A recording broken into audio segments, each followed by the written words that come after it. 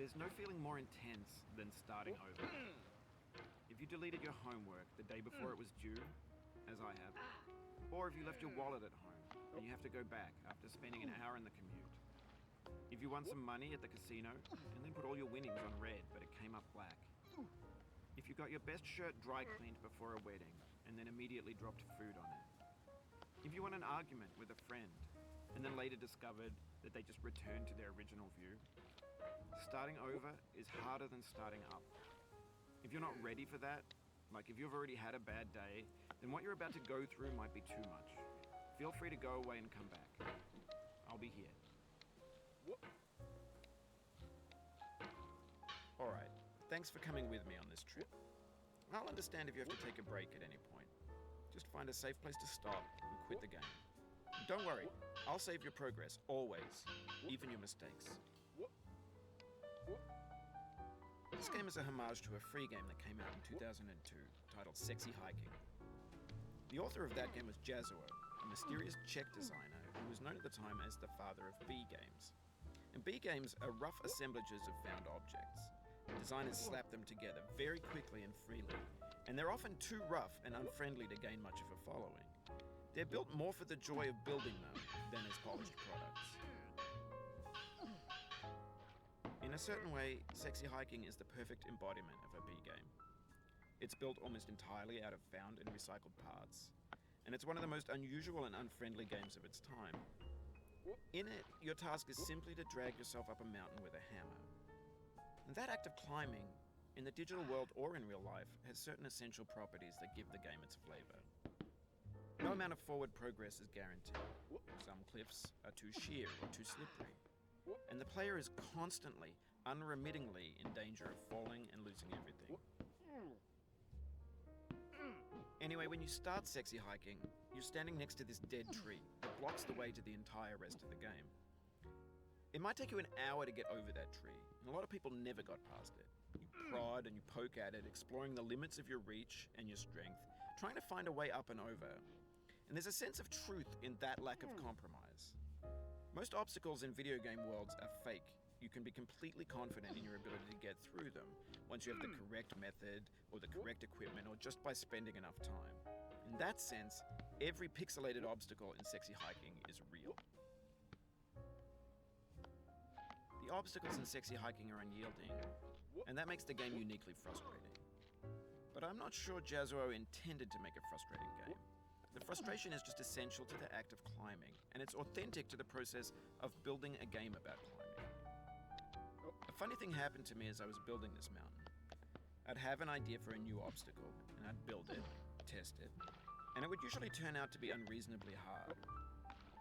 But I couldn't bring myself to make it easier. It already felt like my inability to get past the new obstacle was my fault as a player rather than as a builder. Imaginary mountains build themselves from our efforts to climb them, and it's our repeated attempts to reach the summit that turns those mountains into something real. When you're building a video game world, you're building with ideas, and that can be like working with quickset cement. You mold your ideas into a certain shape that can be played with, and in the process of playing with them, they begin to harden and set until they're immutable, like rock. And at that point, you can't change the world. Not without breaking it into pieces and starting fresh with new ideas. For years now, people have been predicting that games would soon be made out of prefabricated objects, bought in a store and assembled into a world. And for the most part, that hasn't happened, because the objects in the stores are trash. I don't mean they look bad or that they're badly made, although a lot of them are. I mean they're trash in the way that food becomes trash as soon as you put it in the sink. Things are made to be consumed and used in a certain context, and once the moment is gone, they transform into garbage. In the context of technology, those moments pass by in seconds. Over time, we've poured more and more refuse into this vast digital landfill that we call the internet. It now vastly outnumbers and outweighs the things that are fresh and untainted and unused. When everything around us is cultural trash, trash becomes the new medium, the lingua franca of the digital age. And you can build culture out of trash, but only trash culture. B games, B movies, B music, B philosophy. Maybe this is what digital culture is. A monstrous mountain of trash, the ash heap of creativity's fountain. A landfill with everything we ever thought of in it. Grand, infinite, and unsorted.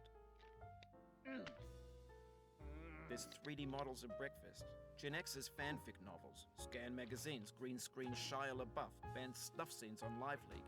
Facebook's got lifelike bots with unbranded adverts and candid shots of Kanye and Taylor Swift mashups, car crash epic failed GIFs, Russian dashcam vids, discussions of McRibs, discarded, forgotten, unrecycled, muddled, rotten, untitled.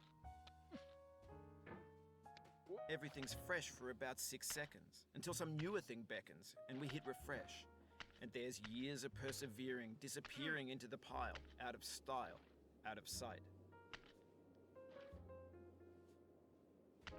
In this context, it's tempting to make friendly content that's gentle, that lets you churn through it but not earn it.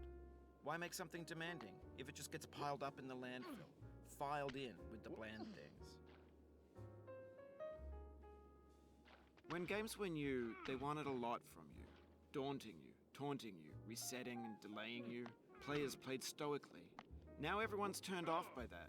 They want to burn through it quickly. A quick fix for the fickle. Some tricks for the clicks of the feckless. But that's not you. You're an acrobat. You could swallow a baseball bat.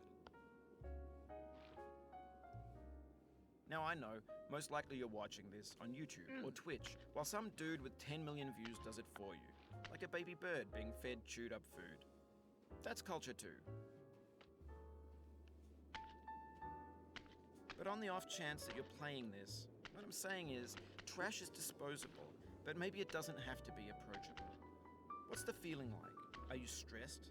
I guess you don't hate it if you got this far. Feeling frustrated. It's underrated. An orange is sweet, juicy fruit locked inside a bitter peel. That's not how I feel about a challenge. I only want the bitterness. It's coffee. It's grapefruit. It's licorice. It feels like we're closer now. Composer and climber, designer and user. You could have refused, but you didn't. There was something in you that was hidden, that chose to continue. It means a lot to me that you've come this far, endured this much. Every wisecrack, every insensitivity, every setback you've forgiven me is a kingly gift that you've given me. We have the same taste, you and I. It's not ambition. It's ambition's opposite. An obdurate mission to taste defeat. You'll feel bad if you win, so I put this snake in for you. Have you thought about who you are in this? Are you the man in the pot, Diogenes? Are you his hand? Are you the top of his hammer? I think not. Where your hand moves, the hammer may not fall.